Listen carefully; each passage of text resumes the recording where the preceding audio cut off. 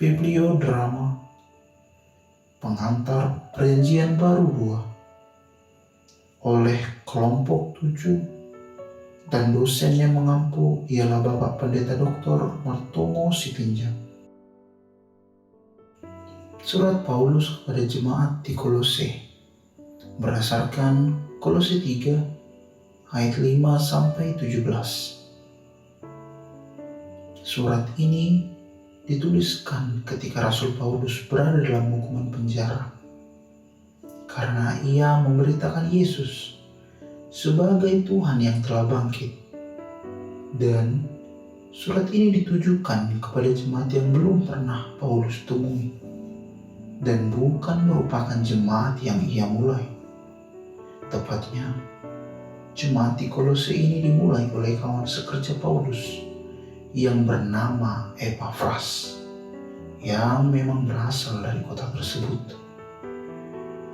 Hadirin sekalian, mari bersama kita saksikan pertunjukan drama virtual ini dengan judul Tantangan oleh Paulus bagi jemaat Kolose untuk bertransformasi dari manusia lama menuju yang baru dalam Yesus dan dikontekskan dalam kehidupan masa kini.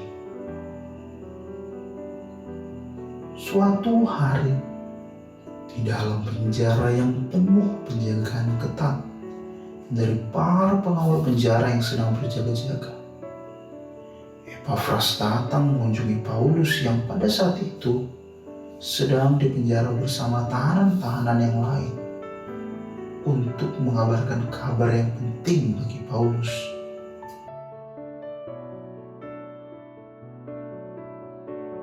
Salam saudaraku yang kekasih dalam Tuhan Yesus Kristus. Apa kabarmu, Paulus? Wah, saudaraku Epafras, kabarku baik, teman. Demikian juga kabarmu. Namun, sekiranya ada angin apa yang membuatmu mengunjungiku di penjara ini, sahabat? Tahu aja kamu. Jadi gini, Paulus. Jemaat yang aku bangun di Kolose itu secara keseluruhan, dan cara hidup, katakan, dan lain-lain deh. Pokoknya semuanya baik. Cuma ada satu hal, Paulus. Wah, baik sekali berita yang kau berikan kepadaku. Terpujilah Tuhan, karena itu terjadi apa adanya. Namun, ada hal apa yang ingin kau berikan? Kau katakan kepadaku, Epafras. Apa ada hal yang lain? Ceritakanlah semuanya pada saudaraku. Sebenarnya, hal inilah yang paling penting, Paulus. Terjadi kegoyang dunia di jemaat Kolose karena pengaruh adat istiadat sekitar yang membuat mereka perlahan berpaling dari ajaran Yesus. Wah, begitu. Baiklah saudaraku. Apakah engkau bisa membawakanku beberapa barang sebagai wadah dalam tulisanku? Oh, aku sudah menyiapkannya, Paulus.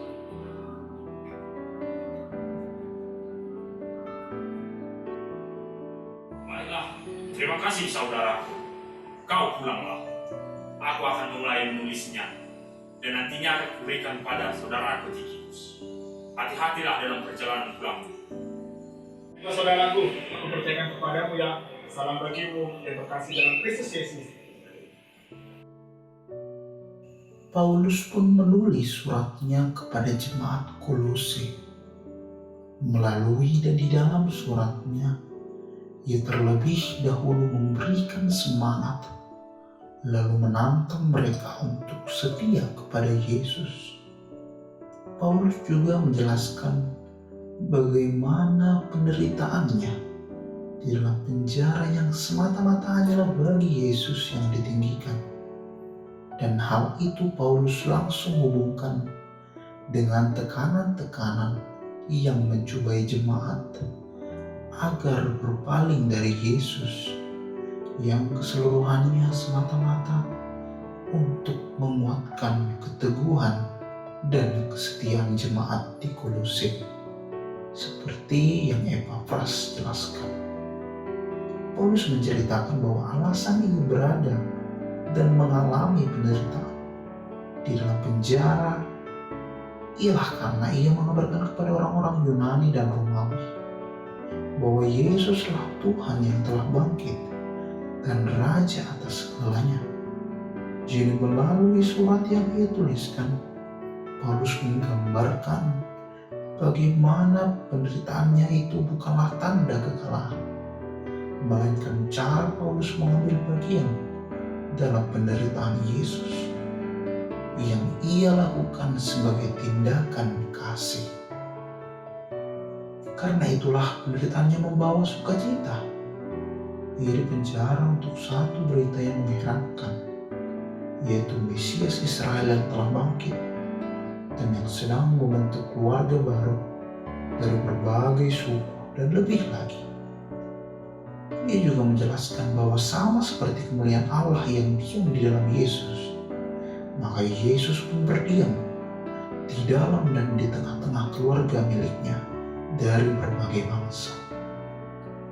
Paulus mengabarkan pula bahwa di jemaat Kolose diharapkan pada gabungan antara tekanan ajaran politisme mistik dan hukum Taurat, yang mana orang-orang di lingkaran sekitar pada jemaat Kolose menganggap bahwa Yesus hanya sebagai satu lagi dewa yang bisa orang sekitaran jemaat Kolose sembah.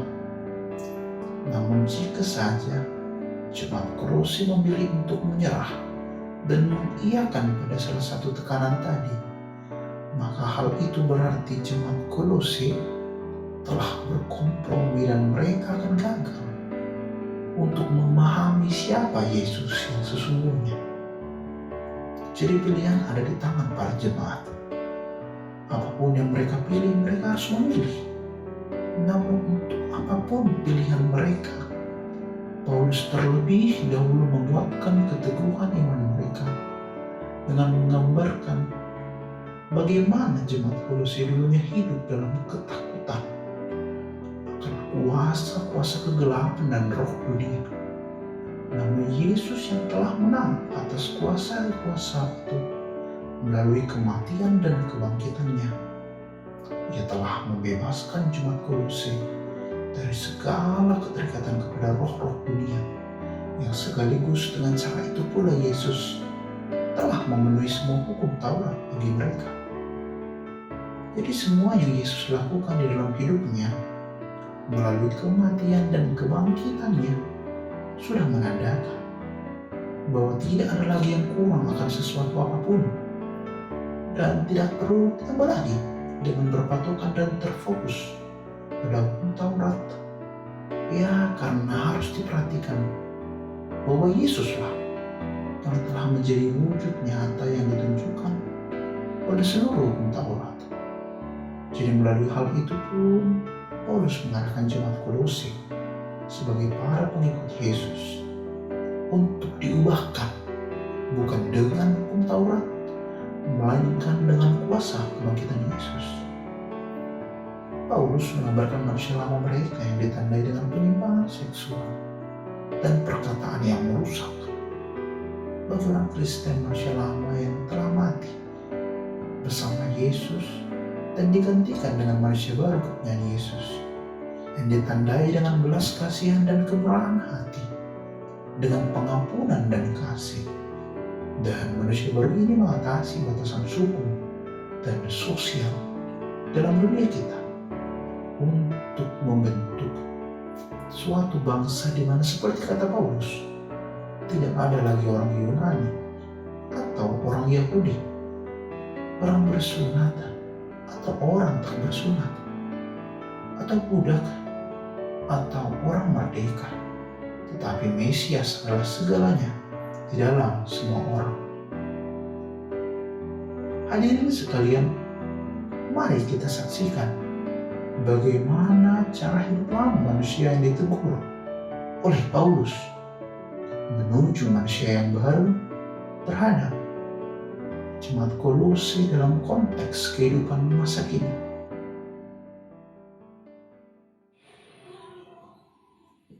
Wah, hari mama itu.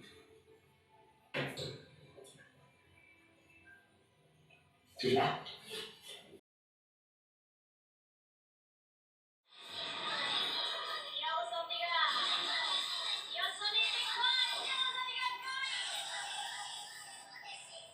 Mantap sekali, Bah. Pantunya seksi sekali.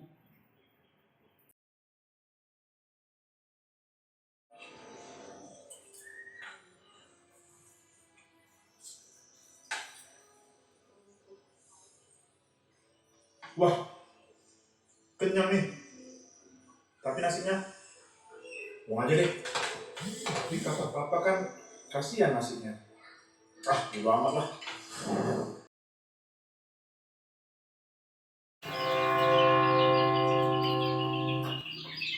Walah, ternyata hari ini hari Minggu ya. Gak usahlah gerejaku. Mending aku memperhatikan pekerjaku biar bisa banyak duit dan jadi kaya.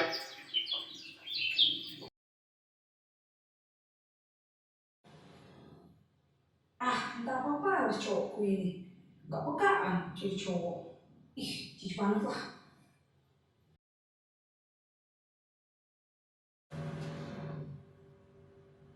Halo. Halo. Tugas baru. Anak pet lu. Gimana bosnya? Jadi kasih tugas. Memang dikit tugasnya, tapi berserak kayak gini, buka pun kurang sumber apa pet lah. Lai. Kau percaya pula sama dia. Kemarin kamu pergi nongkrong sama dia. Dia cerita, dia cuma ngising-ngising aja samamu. Jangan percaya sama dia, Le. Dia cuma mau kalian tahu. Jangan mau jadi babi dia, Le.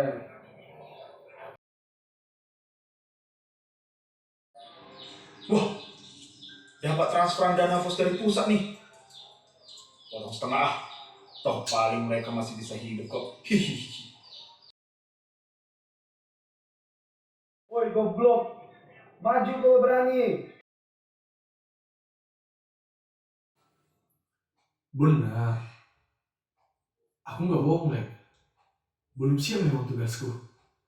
Bahkan, belum ada niatku buat kerjakan, Lek.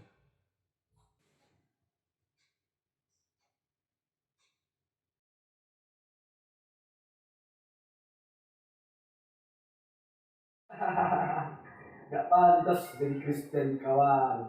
Kau gak pernah kasih persembahan. Di aku kasih persembahan tahunan, bulanan. Gak pantas kau jadi Kristen, kawan. Mengapa kalian begini? Apalagi sih, Pak? Ayo dong kita ajak dia dengan benar. Kita ajak dia dengan benar ke gereja. Gak usah sinis begitu. Ingat loh, kita ini manusia yang berdosa, yang telah menerima penebusan. Bahkan keberdosaan kita bisa membuat kita masuk ke dalam neraka. Jadi jangan asal masuk gereja kita bilang aku percaya kepada Allah Bapa dan kepada Putra, kepada Roh Kudus. Bahkan setelah melakukan pengakuan dosa, nggak masalah dalam pikiran kita melakukan dosa lagi. Janganlah begitu. Itu semua kita telah menerima penebusan, jadi jangan berdosa lagi. Maka bertobatlah. Mau bertobat kayak mana ya, Lek? Bingung kami, Lek. Entah apapun yang benar itu. Kasih paham dulu, Lek. Jadi saudara, beginilah hidup orang yang benar jikalau mau menjadi manusia yang baru. Wah, waktu yang malam. Wih, banyak sekali nih lap yang masak. Secukupnya lah, kan. Kalau ada yang makan, secukupnya aja. Kasihan saudara-saudara yang mau makan. Ini aja satu potong. Karena kalau banyak-banyak, kasihan berlebihan. Karena ini juga bertinggal orang tua. Ini ada juga nih. Kalian makan. Kamu tak diajarin? Oh, boleh kok, boleh. Nanti ku ajarin kamu sebisaku. Lah tentukan dulu kapan waktunya. Kalau memang gak mepet, biar ku kerjakan dulu tugasku. Oh, oke, aman. Pasti ku bantu. Pos Maroham Selamat pagi juga, Ma. Belum ya, Ma? Terima kasih teman-teman atas dukungannya. Aku bisa juara karena kalian. Dan aku tahu kok kesempatan ini dikasih oleh Tuhan. I love you all my friends. Masih belum ngerti ya, Tok? Wah, aku jelasin ya, Tok. Coba pandangannya fokus ke sini ya, Tok. Biar bisa nangkap yang aku jelasin. Nah, jadi gini.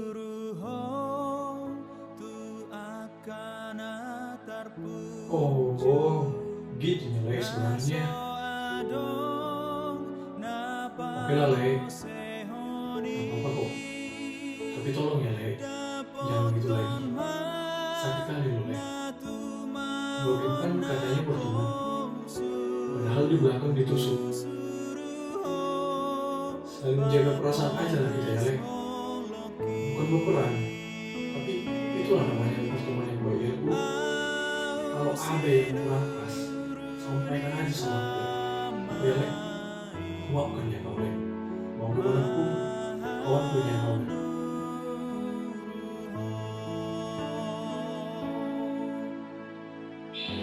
Oh, ternyata gitu ya. Tidak apa-apa lah, kalau jelek-jelekan penonton di belakang ya, terserah dia lah. Doaku semoga cepat saudara lagi.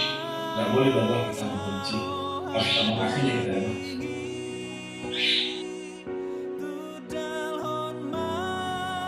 Makasih Tuhan atas nilai yang kau beri padaku. Walaupun nilai ini akan mengecewakan hati jiwaku, aku akan tetap mensyukuri.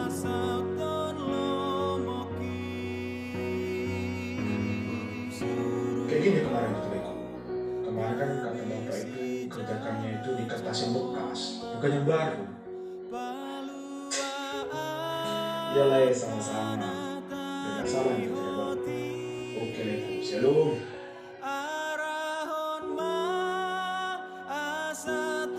Tok, jangan dong ambil dulu tapi nggak dibayar.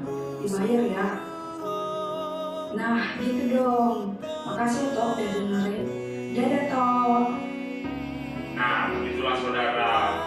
Masa kita mau dirundung oleh manusia yang lama? Ya sudah. Kita itu dirundung oleh manusia yang baru. Tapi memang hikmatnya daripada Tuhan. Jadi begitulah saudara. Selamat memperbaharui diri.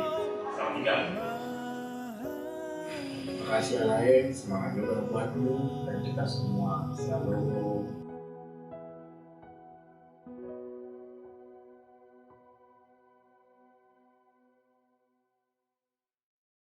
Paulus kemudian mencoba masuk ke dalam praktek dalam rumah tangga Romawi abad pertama yang merupakan institusi yang sangat otoriter.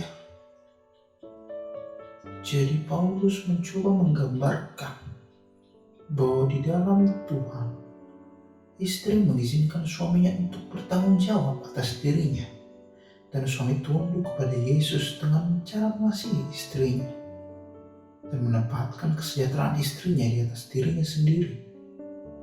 Anak-anak dalam penjelasannya juga diterangkan bukanlah sebagai sebuah objek, melainkan merekalah yang dipanggil untuk menjadi dewasa dan terhormat.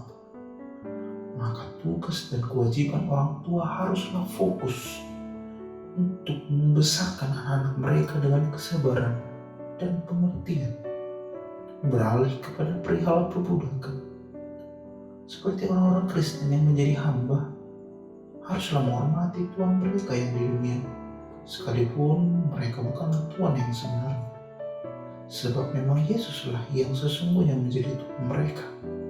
Dan orang Kristen yang memiliki hamba haruslah memahami bahwa hamba ini bukanlah milik kepunyaan mereka, melainkan sesama anggota tubuh Yesus yang harus dihormati dan dirangkul dalam kasih. Sulit sekali mengerti hanya dengan mendengar, maka dari itu mari kita saksikan bagaimana kira-kira gambaran dari keinginan Paulus ini dalam suratnya tentang tatanan keluarga yang telah diselamatkan. Ma, Sini deh, ada yang mau Papa kasih tahu. Iya Pak, sebentar Mama datang ya. Ada apa Pak? Istri yang baik, kamu Papa perhatikan dalam beberapa bulan ini sudah sangat capek dalam mengerjakan banyak hal. Weekend ini kita liburan ya, biar beres dulu, ya kan? Makasih ya Pak, sayang deh. Naku, Ya Pak, ada apa Pak? Mau ambilin apa Pak? ya nak, tolong ambilin bapak surat sampah. Nanti siap bermain dari lapangan. Kamu jangan mandi dulu ya, istirahat dulu. Baru itu mandi, langsung makan ya. Baik bos, laksanakan Pak. Yanto, Silo Mas. Iya tuanku, ada apa tuanku memanggil saya? Kerjakan dulu beberapa hal ya Mang. Rencanakan dulu dan persiapkan dulu semuanya untuk pesta pernikahan 3 bulan ke depan ya Mang. Siap, tuanku, hamba laksanakan.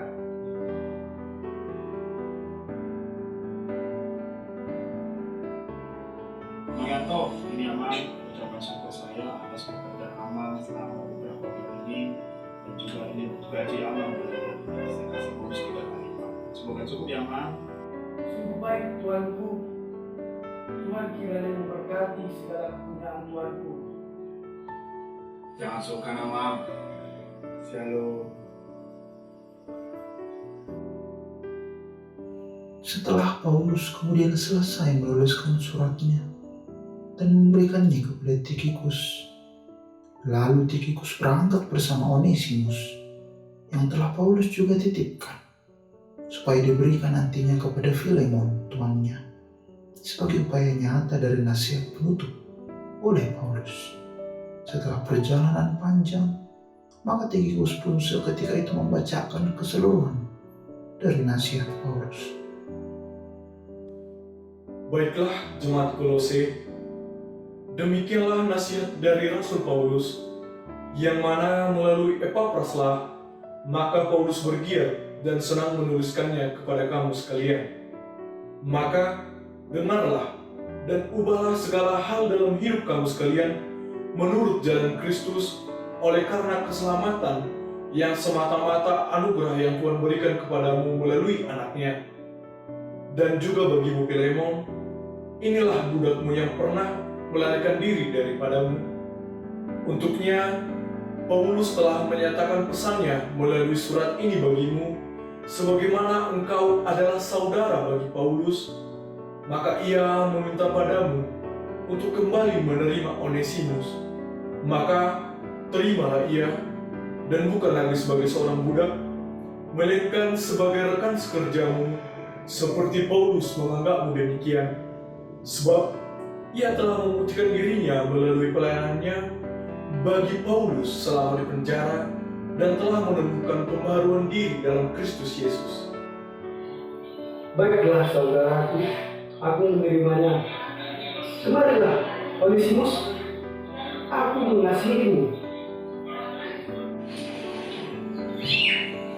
Terima kasih Tuhan atas pengampunan. Sungguh aku lebih bersyukur lagi, sebab hamba yang hina dan durhaka ini telah kau anggap sebagai kas kerja. Kemudian Tikhikus pun melanjutkan salam penutup dari Paulus kepada seluruh yang telah melayani Kristus dalam sukacita. Salam dariku, Paulus. Salam ini kutulis dengan tanganku sendiri. Ingatlah akan belengguku. Kasih karunia menyertai kamu.